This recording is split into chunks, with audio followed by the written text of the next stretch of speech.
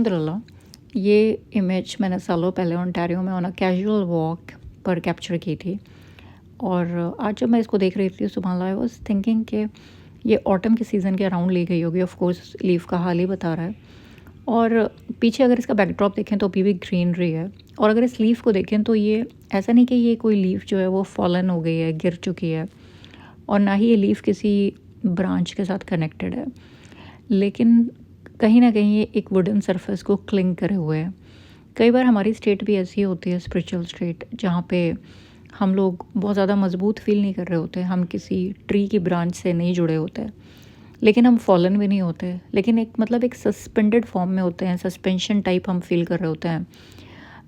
मतलब ऐसा भी नहीं कि हमने बिल्कुल ही नमाज़ें छोड़ दी हों, लेकिन ऐसा भी नहीं कि नमाज़ पढ़ने का दिल कर रहा हो। और रोज़ों के लिए भी कई बार ऐसा होता है कि ऐसा भी नहीं कि हम रोज़े नहीं रख रहे हो, लेकिन ऐसा भी नहीं कि दिल कर रहा हो। तो ऐसी स्टेट भी आती है। तो हमारे लिए लेसन ये है कि चाहे कोई भी स्टेट हो, चाहे दिल कर रहा हो या दिल नहीं कर रहा हो, द ओनली रीज़न इज़ कि हम उस सस्पेंडेड स्टेट में भी अल्लाह की तरफ रुजू करते रहें। चाहे नमाज़ पढ़ना भारी लग रहा हो, चाहे हमें रोज़े रखने भारी लग रहे हों, लेकिन द पॉइंट इज़ कि हम we cling to Allah Subhan तआला, we flee to Allah Subhan तआला, वापस अल्लाह की तरफ रुजू करें। चाहे भारी ही दिल से करें, चाहे मतलब हैवी हार्ट से करें, लेकिन करें। और मैं देखती हूँ कई बार ना शैतान इन कई सारे लोगों को इस डिसेप्शन में बहका देता है। शैतान कहता है देखो, जब तुम्हारा दिल करेगा ना, जब तुम एकदम परफेक्ट हो जाओगे, दिल करेगा एकदम दिल से नमाज़ पढ़ना। अभी तो दिल ही नहीं कर रहा, क्या फ़ायदा नमाज़ पढ़ के भी। और जब तुम्हारा दिल करेगा ना, तुम एकदम परफेक्ट होंगे, तुम्हारा दिल करेगा, तुम्हारा एकदम हार्ट प्योर होगा, तब रोज़े रखना। अभी तो तुम्हारा दिल ही नहीं कर रहा, बस रख रहे हो। तो बेशक हमें दिल से करने चाहिए काम अल्लाह के लिए, और सिंसेरिटी से करने चाहिए, और बहुत इखलास से करने चाहिए। लेकिन कई बार हमारी स्टेट ऐसी भी आती है जहाँ पे हमारे हार्ट्स बहुत हैवी हो रहे होते हैं, ट्रायल्स इतने हैवी हो गए होते हैं, आजमाइशें प्लस इतना कुछ हो रहा होता है लाइफ में कि कई बार दिल एक थोड़ा भारी सा हो रहा होता है। और